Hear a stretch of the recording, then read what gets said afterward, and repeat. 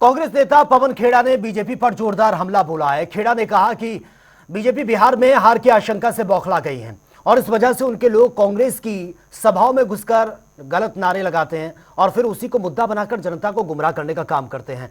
उन्होंने ये भी आरोप लगाया कि पहले भी सैनिटरी नैपकिन मुद्दे पर बीजेपी फोटोशॉप करते हुए रंगे हाथों पकड़ी गई थी और अब उनकी चोरी सामने आ चुकी है, इसलिए वो घबराए हुए हैं। कांग्रेस कार्यालय सदाकत आश्रम तक गुंडागर्दी करने वो आ पहुंचे हैं। भाई किसने की टिप्पणी? इन्हीं के एजेंट घूमते रहते हैं, करते रहते हैं बदमाशी और फिर यही मुद्दा बनाते हैं ताकि यात्रा से ध्यान हटा सके। ये बौखलाए हुए हैं हमारी इस यात्रा से। इनकी चोरी पकड़ी गई है इसलिए बौखलाए हुए हैं। कौन है जो गिरफ्तार हुआ है, किसका आदमी है, किसने करवाया, उससे पता लगाइए। ये क्या बदतमीजी कर रखी, गुंडागर्दी कर रखी सदाकत आश्रम पे। जनता सब देख रही है, पूरा देश देख रहा है भारतीय जनता पार्टी की गुंडागर्दी, और ये चलेगी नहीं गुंडागर्दी ज्यादा देर। अमित शाह जी ने भी ट्वीट किया और कहा है कि इतने निचले आप पूरा देखिए, पूरे सारे मंत्री ट्वीट कर रहे हैं, सबको कहा जा रहा है ट्वीट करने के लिए। तो आप समझिए ना कि कौन करवा रहा है ये सब। पहले गाली दिलवाते हैं अपने ही प्रधानमंत्री ताकि मुद्दा बने, फिर उसको मुद्दा बनाते हैं, फिर सबसे ट्वीट करवाते हैं, फिर हमारे सदाकत आश्रम पे हमारे कार्यकर्ताओं से मारपीट करते हैं, सर फोड़ देते हैं। क्या हो रहा है ये?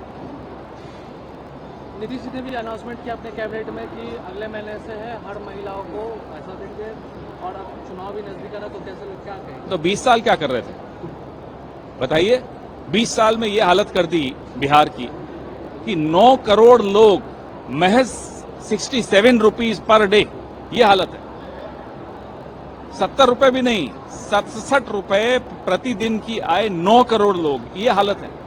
अब बोल रहे हैं साहब ये दे दूंगा वो दो। आप रहेंगे तब ना देंगे, आप तो अब जाने वाले हैं, हारने वाले हैं, आप कहां से लाकर देंगे कुछ?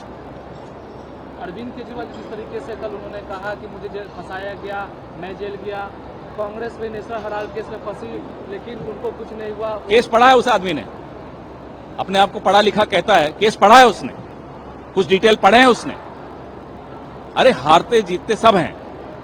आप हार जाओ, सत्ता खो जाए तो आप अपना मानसिक संतुलन भी खो बैठो, ये बहुत कम लोग होते हैं। हम क्या इसकी असलियत नहीं जानते? ये अन्ना आंदोलन कैसे संघ के साथ मिलकर करता था हमें नहीं मालूम, पूरे देश को मालूम है। संघ का एजेंट बनकर ये अन्ना आंदोलन करता था रामलीला मैदान में, क्या लोगों ने नहीं देखा? अब चले आए मुंह उठा के पता नहीं सेक्युलर बनने। कहां से सेक्युलर है ये आदमी? ये हमेशा उनका एजेंट रहा है। अभी तो कई पोलें खुलेंगी इसकी आने वाले दिनों में।